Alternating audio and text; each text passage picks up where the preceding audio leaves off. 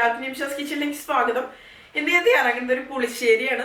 ഇത് വളരെ പെട്ടെന്ന് തന്നെ തയ്യാറാക്കാവുന്ന ഒരു പുളിശ്ശേരിയാണ്. കഷ്ണങ്ങളൊന്നും തന്നെ ഇതിൽ ഉപയോഗിക്കുന്നില്ല, പിന്നെ അധികം പ്രൊസീജിയേഴ്സ് കാര്യങ്ങളൊന്നും തന്നെ ഇല്ല.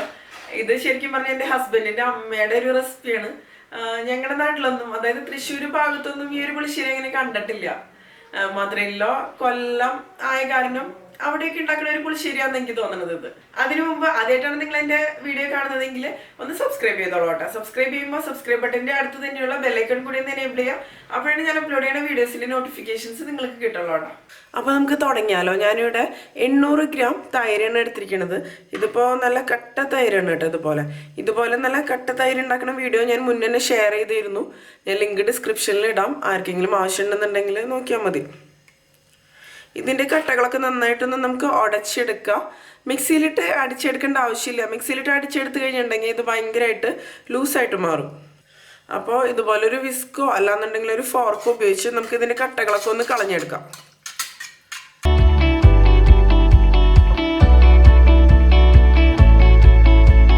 നന്നായിട്ട് തന്നെ ഇതിൻ്റെ കട്ടകളൊക്കെ മാറി വരണം. അല്ലാന്നുണ്ടെങ്കിൽ ഇത് പിരിഞ്ഞ പോലെയൊക്കെ എടുക്കും കറി ചൂടായിട്ട് വരുമ്പോൾ. ഇപ്പം കണ്ടില്ലേ, ഇതിൻ്റെ കട്ടകളൊക്കെ നന്നായിട്ട് തന്നെ മാറിയിട്ടുണ്ട്. ഇത് മതി. ഇനി നമുക്കിത് മാറ്റി വയ്ക്കാം. ഇനി നമുക്കൊരു മിക്സിയുടെ ചെറിയ ജാർ എടുക്കാം. അതിലേക്ക് നാളികേരം ചെരുകിയത് ഇട്ട് കൊടുക്കാം. ഞാനിപ്പോൾ ഒരു 3/4 കപ്പ് നാളികേരം ചെരുകിയതാണ് ഇതിന് വേണ്ടിയിട്ട് എടുത്തിരിക്കുന്നത്. നാളികേരം ചെരുകിയത് ഒരുപാട് വേണ്ട കേട്ടോ. ഇതിപ്പോൾ ഒരു പിടിയും കുറച്ചും കൂടിയും കൂടുതലുണ്ട്. ഇനി ഇതിലേക്ക് നമുക്കൊരു 2 ചെറിയ ഉള്ളിയാണ് ചേർത്ത് കൊടുക്കേണ്ടത്. ഞാനിതിപ്പോൾ തീരെ ചെറുതായ കാരണമാണ് 4 ചേർത്ത് കൊടുക്കുന്നത്. പിന്നെ ഒരു 2 വെളുത്തുള്ളി. ഞാനിപ്പോൾ 4 ഉണ്ട്. ഇത് നല്ല ചെറുത് തന്നെയാണ്. പിന്നെ നമുക്കൊരു പച്ചമുളക് ഇട്ട് കൊടുക്കാം. ഇത് എരിവിനനുസരിച്ച്. ഇതിപ്പോൾ അത്യാവശ്യം എരിവുള്ള പച്ചമുളക് തന്നെയാണ്. ഇനി ഒരു 3-4 കറിവേപ്പിലയും കൂടി ഇട്ട് കൊടുക്കുക അതിൽ. ഇനി ഇതിലേക്ക് ചേർത്ത് കൊടുക്കേണ്ടത് ജീരകമാണ്, അതായത് ക്യുമിൻ സീഡ്സ്. സാധാരണ പുളിശ്ശേരിയിൽ ജീരകം ചേർക്കാറുണ്ട്, പക്ഷെ ഞാനിപ്പോൾ ചേർക്കണില്ല. നിങ്ങൾക്കൊരു 1/2 ടീസ്പൂൺ ജീരകം ചേർത്ത് കൊടുക്കുക ഇതിലേക്ക്.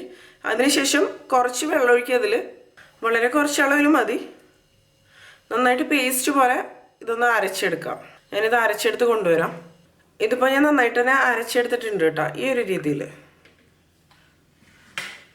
ഇനി നമുക്ക് ഇത് ഈ പാത്രത്തിലേക്ക് ഇട്ട് കൊടുക്കാം.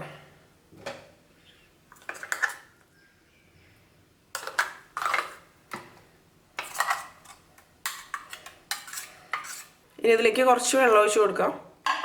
അതിനുശേഷം ഇതും ഇതിലേക്ക് ഒഴിച്ച് കൊടുക്കാം. ഇതിനെ നന്നായിട്ടൊന്ന് മിക്സ് ചെയ്തെടുക്കാം. ഇതിപ്പോൾ കണ്ടില്ലേ, ഇങ്ങനെ കാണുമ്പോൾ നല്ല തിക്കായിട്ട് തന്നെയാണ് ഇരിക്കണത്.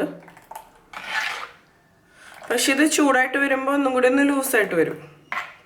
അപ്പോൾ നമ്മൾ ഒരുപാട് വെള്ളം ഒഴിച്ചു കൊടുത്തു കഴിഞ്ഞിട്ടുണ്ടെങ്കിൽ പിന്നെ നല്ല ലൂസായിട്ട് മാറും. ഞാനൊരു 1/4 കപ്പ് വെള്ളം ഇതിലേക്ക് ഒഴിച്ചു കൊടുക്കുന്നുണ്ട്. ഇതിപ്പോൾ അത്യാവശ്യം നല്ല തിക്ക് തന്നെയാണ്. അതിനുശേഷം ഇത് വീണ്ടും ഒന്ന് മിക്സ് ചെയ്തെടുക്കാം. കണ്ടില്ലേ, ഇപ്പോഴും നല്ല തിക്ക് തന്നെയാണ് അത്യാവശ്യം.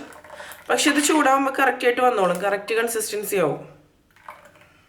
ഇനി നമുക്ക് ഇതിലേക്ക് ചേർത്ത് കൊടുക്കേണ്ടത് 1/2 ടീസ്പൂൺ മഞ്ഞൾപ്പൊടിയാണ്. പിന്നെ ആവശ്യത്തിന് ഉപ്പിട്ട് കൊടുക്കുക.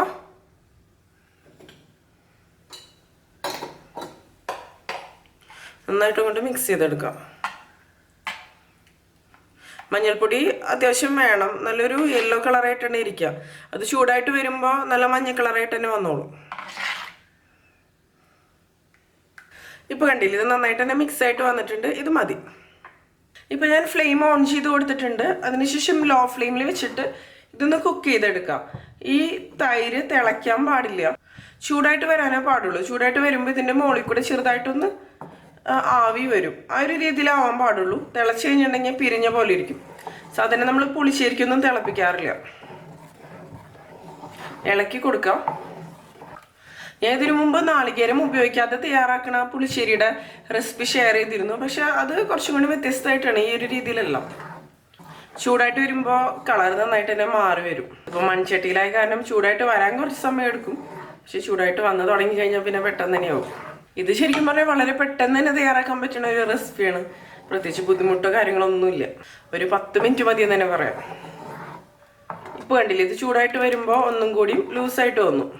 ഒരുപാട് അങ്ങോട്ട് വെള്ളം പോലെ ആവരുത്, പക്ഷെ അത്യാവശ്യം ലൂസായിട്ടിരിക്കണം. അതുപോലെ നമ്മൾ ഉപയോഗിക്കുന്ന തൈരിന് അത്യാവശ്യം പുളി ഉണ്ടായിരിക്കണം. തീരെ പുളിയില്ലാത്ത തൈരാണെന്നുണ്ടെങ്കിൽ പുളിശ്ശേരി കഴിക്കാൻ തന്നെ ടേസ്റ്റ് ഉണ്ടാവില്ല. അപ്പോൾ പുളിയില്ലാത്ത തൈരൊക്കെയാണ് വാങ്ങിക്കണമെന്നുണ്ടെങ്കിൽ ഒരു ദിവസമൊക്കെ പുറത്ത് വെക്കുക. അപ്പോൾ നന്നായിട്ട് പുളി വന്നോളും. ഒരുപാട് പുളിയല്ല ഉദ്ദേശിക്കുന്നത്, എന്നാലും അത്യാവശ്യം പുളിയാണ്. പിന്നെ പുളിശ്ശേരി ഉണ്ടാക്കി വെച്ച് കഴിഞ്ഞാലും പുളി വരും കുറച്ച് സമയം കഴിയുമ്പോൾ. ഇതിൽ ഉപ്പ് കുറവാണ്, ഞാൻ കുറച്ചും കൂടി ഉപ്പ് ചേർത്ത് കൊടുക്കണം. ഒന്നും കൂടി ഇളക്കി കൊടുക്കാം. ഇതിപ്പോൾ ഞാൻ ടേസ്റ്റ് ചെയ്ത് നോക്കിയപ്പോൾ എരിവൊക്കെ ആവശ്യത്തിന് തന്നെ ഉണ്ട്. ഇതിപ്പോൾ കണ്ടില്ലേ, ചൂടായിട്ട് വന്നിട്ടുണ്ട്. ചെറുതായിട്ട് ആവി വന്ന് തുടങ്ങിയിട്ടുണ്ട്. ഇതിൻ്റെ ഇങ്ങനെ നോക്കുമ്പോൾ ക്യാമറയിൽ കാണുന്നുണ്ടോ എന്ന് എനിക്കറിയില്ല. ഇത് മതി. ഫ്ലെയിം ഓഫ് ചെയ്ത് കൊടുക്കാം. ഇതിപ്പോൾ മൺചട്ടിയെ കാരണം ചൂട് കുറച്ച് സമയം നിൽക്കും. അപ്പോൾ കുറച്ച് സമയം ഒന്ന് ഇളക്കി കൊടുക്കാം. അതുപോലെ കളറും ചേഞ്ച് ആയിട്ട് തന്നെ വന്നിട്ടുണ്ട്. ഇനി ഇതിരിക്കുമ്പോൾ ഒന്നും കൂടിയും കളർ ചേഞ്ച് ആയിട്ട് വന്നോളും. ഇതിനെ അപ്പുറത്തെ അടുപ്പിലേക്ക് മാറ്റി വയ്ക്കാം. ഞാനിവിടെ ഒരു പാൻ എടുത്തിട്ടുണ്ട്. ഇതിലേക്ക് നമുക്ക് ഒരു 1.5 ടേബിൾ സ്പൂണോളം വെളിച്ചെണ്ണ ഒഴിച്ച് കൊടുക്കാം. ഈ വെളിച്ചെണ്ണ നന്നായിട്ട് തന്നെ ഒന്ന് ചൂടായിട്ട് വരട്ടെ. ഇതിലേക്ക് നമുക്കൊരു 3/4 ടീസ്പൂൺ കടുക് ഇട്ട് കൊടുക്കാം. കടുക് നന്നായിട്ടൊന്ന് പൊട്ടി വരട്ടെ.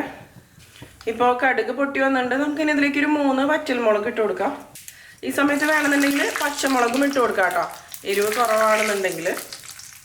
എനിക്കിപ്പോൾ ആവശ്യത്തിന് എരിവുണ്ട്. ഇനി കറിവേപ്പില ഇട്ട് കൊടുക്കാം. പിന്നെ നമുക്കിതിലേക്ക് ഒരു 1/4 ടീസ്പൂൺ ഉലുവ വറുത്ത് പൊടിച്ചത് ചേർത്ത് കൊടുക്കുക. ഒരു നുള്ളു മതി കേട്ടോ. ഇതെല്ലാം കൂടി നന്നായിട്ടൊന്ന് മിക്സ് ചെയ്ത് കൊടുക്കാം. ഇതിലേക്ക് നല്ലൊരു കളർ കിട്ടാൻ വേണ്ടിയിട്ട് ഒരു 1/4 ടീസ്പൂൺ മുളക് പൊടി കൂടി ഞാൻ ഇതിലേക്ക് ചേർത്ത് കൊടുക്കുന്നുണ്ട്. ഇത് ഓപ്ഷണലാണ്, വേണമെന്നുണ്ടെങ്കിൽ മാത്രം മതി.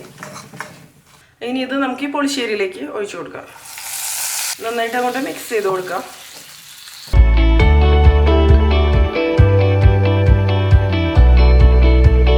ഇപ്പോൾ കണ്ടില്ലേ, നമ്മുടെ വളരെ എളുപ്പത്തിൽ തയ്യാറാക്കാവുന്ന പുളിശ്ശേരി റെഡി ആയിട്ടുണ്ട്. ഇത് അത്യാവശ്യം നല്ല ടേസ്റ്റ് തന്നെയാണ്. കണ്ടില്ലേ, ഈ ഒരു കൺസിസ്റ്റൻസിലാണ് ഞാൻ എടുത്തിരിക്കുന്നത്. ഇത് ചോറിൻ്റെ കൂടെയൊക്കെ നല്ല അടിപൊളി കോമ്പിനേഷൻ തന്നെയാണ്. അപ്പോൾ എല്ലാവരും ട്രൈ ചെയ്ത് നോക്കിയിട്ട് നിങ്ങളുടെ എക്സ്പീരിയൻസ് ഷെയർ ചെയ്തോളൂ കേട്ടോ. നിങ്ങൾക്ക് ഈ വീഡിയോ ഇഷ്ടമാക്കുകയാണെങ്കിൽ നിങ്ങളുടെ ഫ്രണ്ട്സിനും ഫാമിലിക്കൊക്കെ ഒന്ന് ഷെയർ ചെയ്ത് കൊടുത്തോളൂ കേട്ടോ. പിന്നെ ലൈക്ക് ചെയ്യുക. അതുകൂടാതെ നിങ്ങളുടെ അഭിപ്രായങ്ങളൊന്ന് കമൻറ്റ് ചെയ്തോളൂ കേട്ടോ. അപ്പോൾ മറ്റൊരു അടിപൊളി റെസിപ്പിയാണ് നമുക്ക് വീണ്ടും കാണാം. Bye bye bye bye bye bye bye.